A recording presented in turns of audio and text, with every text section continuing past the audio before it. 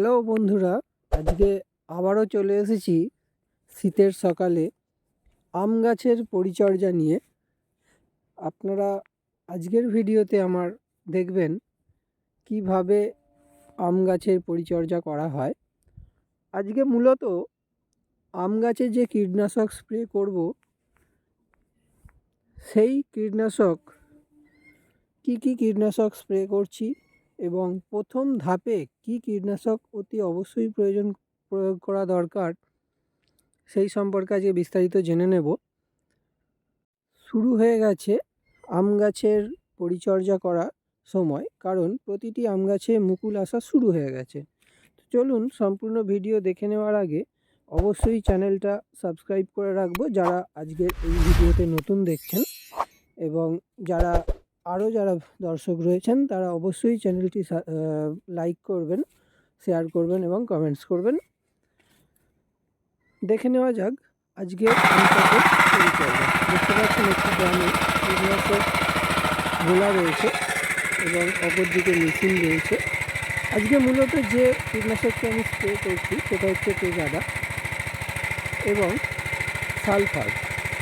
আমি ব্যবহার যেটা করছি সিনজেন্টা কোম্পানির সালফার ব্যবহার করছি। আপনারা অন্যান্য আরও সালফার রয়েছে অন্যান্য কোম্পানি, সেগুলোও ব্যবহার করতে পারেন। এবং যে টেগাডা ওষুধটা দেখালাম তার পরিবর্তে আরও কয়েকটা ওষুধ রয়েছে বা অন্যান্য ওষুধ রয়েছে, সেগুলোই ব্যবহার করতে পারেন। আমি প্রথমে একটি মগে সামান্য জল নিয়ে 1 কৌটো সালফার অর্থাৎ 50 গ্রাম সালফার নিয়ে গুলে নিলাম। নেওয়ার পরে এই যে বড় ড্রাম দেখতে পাচ্ছেন এখানে রয়েছে, এইটা ঢেলে দেবো। এতে যে জলটা নেওয়া দরকার সেই পরিমাণ ওষুধ দিয়ে ঢেলে দেবো এবং টেগাটা প্রতি 15 লিটারে 10 ml করে ব্যবহার করব। এবং এই টেগাটার বদলে আপনারা যে কোনো ধরনের পোকানাশক কীটনাশক ব্যবহার করতে পারেন।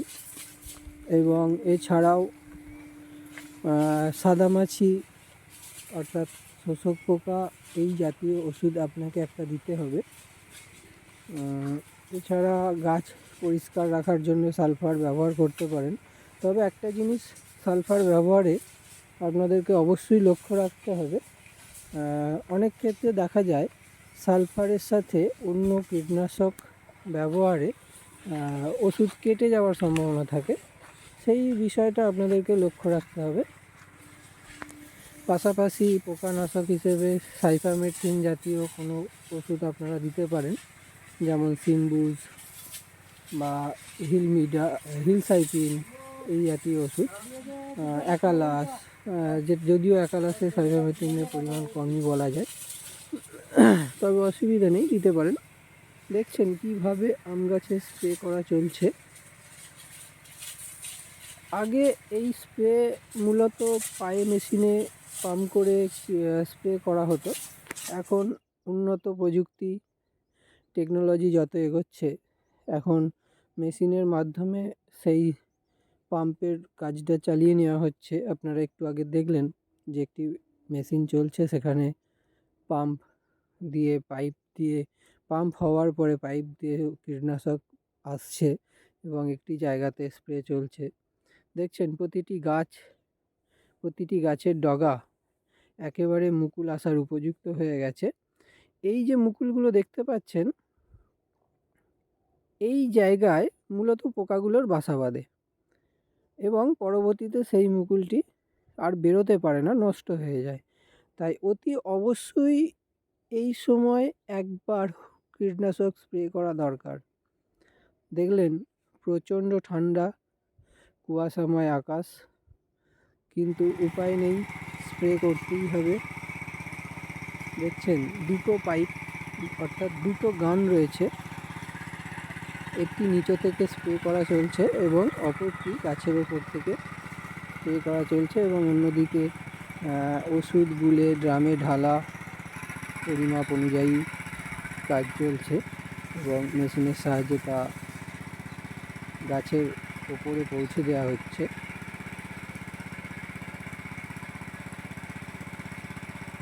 এটি হলো আমাদের প্রথম স্প্রে।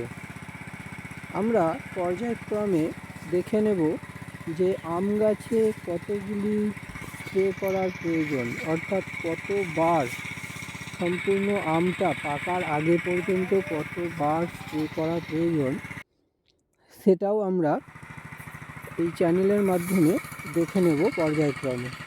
তাই অতি অবশ্যই কতবার আম গাছে স্প্রে করা দরকার এবং কী কী কীটনাশক, কখন কী কীটনাশক স্প্রে করা দরকার সেটিও এই ভিডিওর মাধ্যমে আপনারা জানতে পারবেন এবং ঠিক সময় মতো যে কীটনাশকটা স্প্রে করা দরকার সেটাও জানতে পারবেন।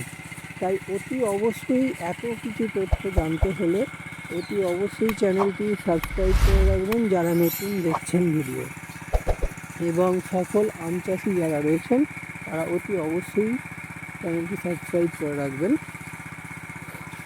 এটি হচ্ছে আমাদের আম গাছের পরিচর্যার প্রথম ধাপ শুরু হয়েছে, অর্থাৎ প্রথম কীটনাশক স্প্রে শুরু হয়েছে।